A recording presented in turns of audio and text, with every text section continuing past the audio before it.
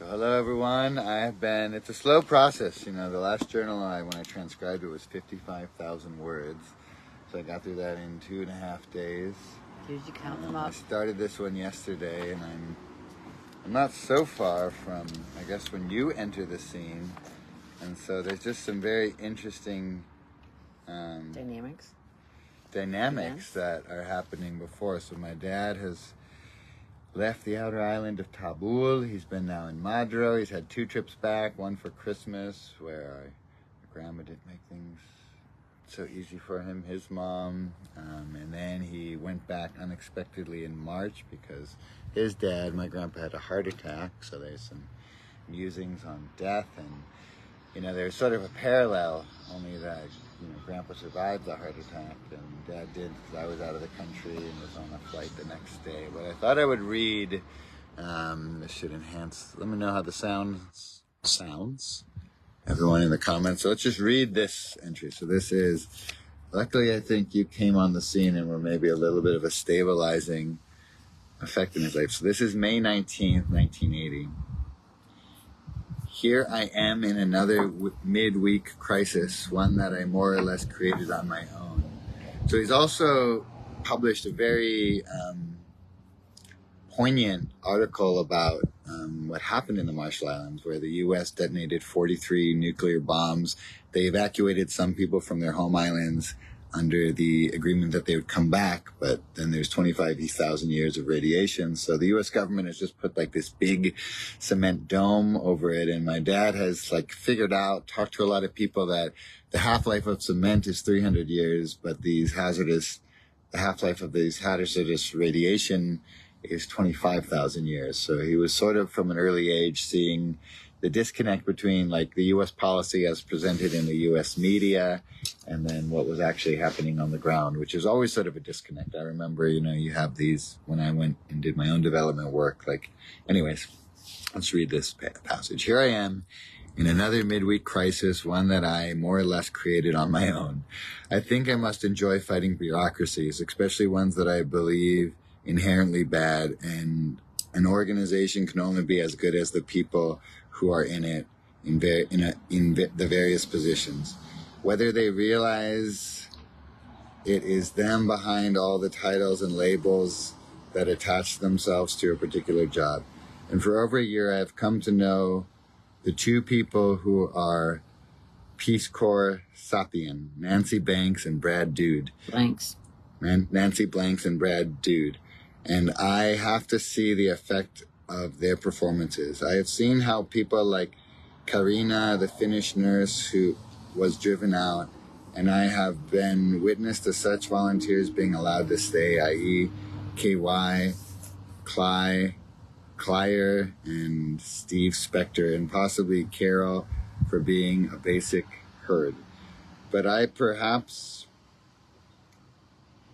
Okay, this is hard to read too. It's not only a lot, but perhaps useful in his job assignment.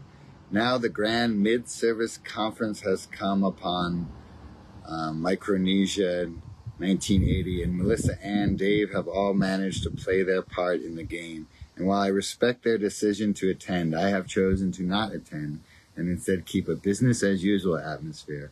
From what I figure, Melissa will do most of the bitching, Anne will complain as well as Dave, and it will all center not on Nancy or Brad, but on Jiba and Jack. Jiba and Jack are Marshallese. Though certainly don't think those 2 guys run the office efficiently, it functions as well as most everything else around here. And when the chips are down, they get things together usually. So this meeting has and will turn out to be more or less an inquisition, and the people who sit in judgment have few stones to throw themselves. While this may sound a bit rabble, it helps me to get my own thoughts collected. My plan is to confront Nancy with a letter that, as of this moment, is sitting in my mailbox, telling me that this plane passing. So the first day is over, and it's the second day of the mid-service conference of all the volunteers. telling me that if I do not report tomorrow morning to the second day of this mid-service conference, will face immediate termination. I put the letter back reading, and if I have decided that I will go to the airport tomorrow night and say I was unaware of the consequences and play it from there. If Nancy sounds reasonable, I will not open up on my true feelings. But if it sounds like she is ready to play tough with me, I will start reiterating my early monologue herein. So he's saying he'll repeat this. Throw in a few other good ones for good measure, trying not to defame anybody's character, and in true Marshallese fashion, play it understating as much as possible. The worst that can happen is for me to have to fly to Saipan and confront the two of them again, and then appeal to Peace Corps Washington. The one ace I need is to make sure with Carmen, who works at the radio station tomorrow, that I have a job if that happens, that I am really, in fact, terminated. I really can't be in bad shape in any event, and I would be able to accept any of the consequences that my actions might result in.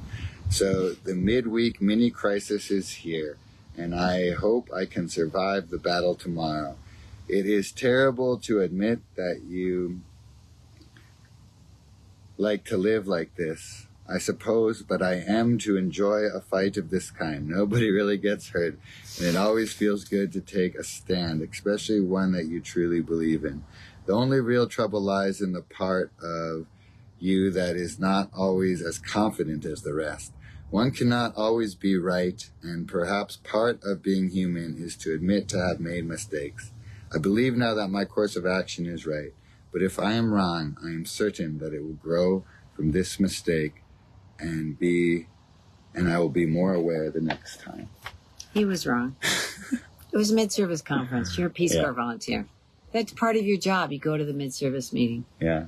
Because he didn't like Nancy. He turned it into a big thing. But it was kind of his mom's persona that I think he was taking with him into the world.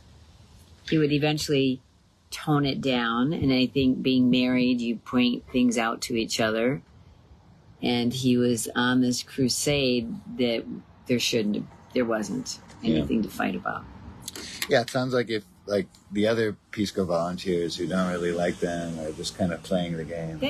It's not a game. It's a mid-service meeting. He's acting like it's a game and an inquisition. It's none of that. I'm sure they just sat around. And Dave Barcelona was a good friend of his. He went to the meeting.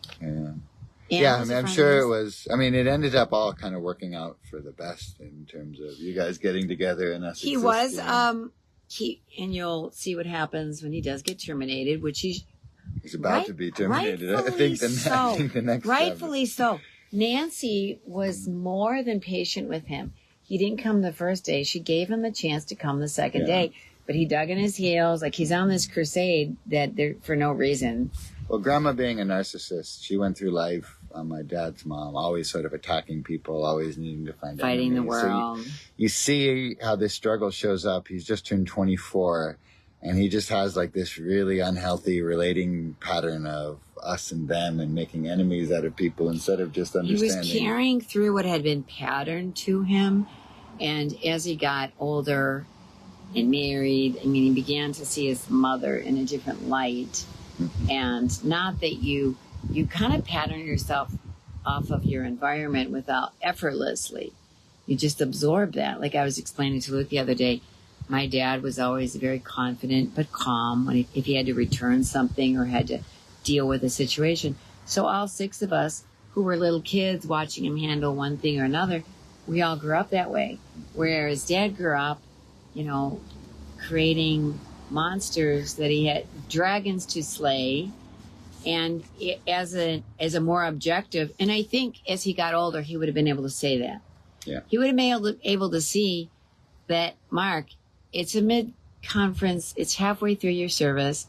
It's part of your responsibility as a Peace Corps volunteer. Whether you think it's going to be a lame meeting or not, you don't get to decide that. You don't get to decide the personalities involved, the way the meeting's going to go down. Like, that's not up to you. I think he would have seen that later on and even chuckled over. I mean, he put his foot in his mouth by accident by saying, I don't go to meetings with people I don't like, and I don't like. That was at the 6-month meeting. So this is now the 12-month meeting, 1 year in, halfway and he's through. refusing to go. Like, yeah, go to your meetings. Well, you can see probably like these people challenged him in ways that I cut off the feed. I notice when I get phone calls. So, it's really interesting, and it's most interesting. It's like suspenseful because I know pretty soon in these pages that he's going to meet you. He's been chasing this Marshallese woman for a while who clearly has no interest in him, and I could read about that. He talks about. Just like determination versus obsession. He realized he was really determined to pursue this woman, but now he's realizing, well, she's not interested. At what point does it just become obsession, and maybe I should just cool things down and open myself up for other possibilities, which I guess was you coming along. So we'll definitely share, hopefully with my mom here. I only have 2 days left here, so I'm really trying to, I got the first one scanned, transcribed, as well as soft work can do. I think it turned out pretty well. The Marshallese words I don't think will come out so well. And then we're having copies printed for all the siblings. And to some of my dad's surviving friends who are mentioned in this journal, I'll send them copies of that. And that's what I'll do for now, because I certainly can't. My next book project is Peons too. So Were you the only person in our family that would have taken this on to the extent that you did? Nobody else would have had the time or necessarily the interest to go through it all. But it's not easy to read, guys. His handwriting. If Dad was alive, he would have been so excited that you were reading all this. He would have wanted to talk to you about it all and filled it all out. I wish that's one. I guess I didn't have initial regrets, but one regret. Yeah, we can't live with regrets. Is how much more to life this story could have been with both him and you in the conversation. But luckily he did leave. If he hadn't left a journal like this, all this would just be sort of lost to a few stories. Right. So I guess the importance of journaling, and it's clearly good for his own processing. It's really interesting to read the thoughts of your dad when he's coming of age before he has kids, and kind of coping with and realizing when he's Isaac's age. Mm-hmm. Realizing some of the problems he brings on himself. I mean, he's quite brilliant in what he's doing and very talented. But rightfully so. Where he was stationed, he had 3 months of agriculture training, so he was put on an island to do agriculture, and they trained him to do agriculture in a, sandy soil, and so he was trained. So you could see how, we invested in him. This is what he's supposed to do, but there wasn't any real foresight that these are not people that want your lettuce and tomatoes. They have sea turtles and lobsters and coconuts and bananas. They don't want your vegetables. Yeah, well, he realized all the effort he had to do just to grow some vegetables. The locals were not going to replicate that effort, and they had locally grown crops like taro root that grew with no effort. So they didn't like the crops. Taro root was delicious. Yeah, we grow a lot. I grow a lot. Sooner enough. So, and then the thing, his real talent was in radio and training people, and he created a network of communication that went to the outer islands, and he turned out to be a big celebrity, which I at the time thought was very obnoxious, because he acted like he, Yakwe, anyways, but it's something that he was good at and that was purposeful. But from the Peace Corps point of view, that's not what he was trained to do. And he was getting politically involved. So this guy is doing exactly what you're not supposed to do as a Peace Corps volunteer. That's not why the Peace Corps was founded. So while he's on this crusade, he's also out of line, because you're not going to just complain about a bureaucracy and try to shake the Peace Corps to its core of its founding purpose. Yeah. That's not going to work. Large bureaucracies aren't changed by one screaming voice of dissent. It's never going to be changed because it wasn't the purpose of the organization. But when you're young and idealistic, it's easy. I saw a lot of that in the development world. Like, we come in with these ideas that we're going to help people, but then we realize the limits of what you can do. And so that's sort of why I guess that youthful idealism with me trickled into the work that I do with the Integral Heart, where you can tangibly see this is providing kids without the opportunity for an education, 10 years of education. So that's something that can be done. Let's just read. I know we got to move. Well, then don't forget he's protesting against the government. So, I mean, all the way around, he was hired by the Marshallese government eventually, but then they ran out of money. So he just had a short stint with the radio station. Let's read. I haven't read this one yet, so I'm reading it fresh, but this is the next chapter. The roller coaster has started, and I am in the middle of packing all my things up in anticipation of what could be a long trip to Washington, D.C. Thursday morning. Siba came by the station to hand me the letter that I left in my box. Jiba. It's a J. Jiba came to the station to hand me a letter that I left in my box yesterday. This was around 10:30 a.m., and so I began to realize that perhaps I had let the thing get out of hand. So after talking to Dave and Ann at Kitco, I decided now would be a good time to confront Nancy. Well, it was too late. The papers were drawn. The ball had begun to roll. We talked for about 45 minutes, and she kept saying that it was required that all Peace Corps volunteers are required to attend the mid-service conference, and that I refused, and so therefore was terminated. Although Jiba and Jack, they could have just gone to the meeting. And he just could have gone to the meeting. They would have sat around talking. Yeah. He turned it into a big issue. Yeah. I wonder what his underlying fear was there. You know, there was clearly something. Well, he already said he didn't like Nancy. He was following his mother's trail. Although Jiba and Jack did not much say, and it seemed that they agreed to what Nancy was writing. At that point, I hadn't read the termination papers. I kept saying to the end of the meeting that perhaps I made a mistake by not attending the mid-service conference, but that Nancy was making a bigger mistake in trying to terminate me because of it. Finally, I read the papers, and not only was the lack of showing up mentioned, but also several other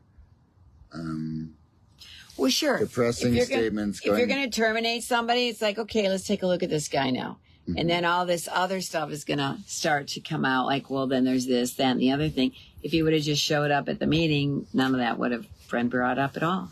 So statements going back to the time when a number of us left Pat's to go to Colonia for a weekend. The impression left by Nancy report was that I left on my own.